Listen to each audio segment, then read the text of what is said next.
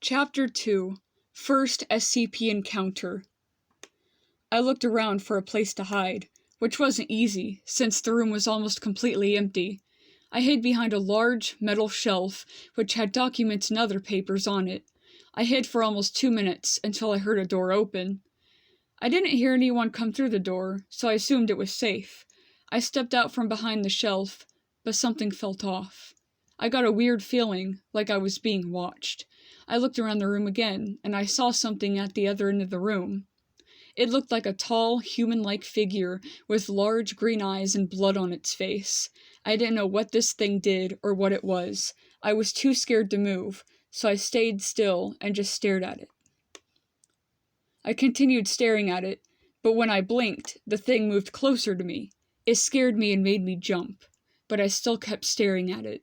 I figured out what this thing does. It only moves when I blink, so all I had to do was maintain eye contact and not blink.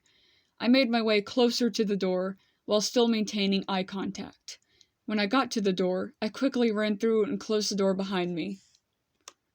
I felt so relieved after escaping from that thing. Who knows what it would have done to me if it actually got to me?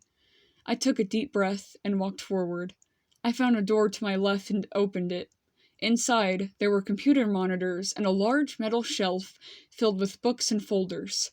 All the computer monitors were shut off, so I decided to look through the folders instead. While looking through one of the folders, I found a document about an SCP. It looked like the one I saw a few minutes ago. I read through the SCP document and discovered that it was called SCP-173, and whenever you don't maintain eye contact, it will instantly break your neck. I was very lucky to have found out what this thing did when I first saw it, or otherwise, I would have been dead. I continued looking through the folder when suddenly, I heard a door open and footsteps coming towards me. I stayed quiet and hoped they wouldn't come in the room I was in. Their footsteps got louder and I was getting nervous, but I still stayed quiet. Suddenly, the footsteps stopped and I could hear breathing outside the door. The breathing lasted for a few seconds, and then the door opened. Whoever opened the door was wearing a long, black robe and a white bird-like mask.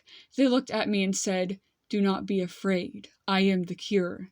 Then they reached out their hand and started walking towards me. I panicked, so I ran past them as fast as I could. As I was running, they started chasing me and said, "Stop resisting." I ignored them and just kept on running.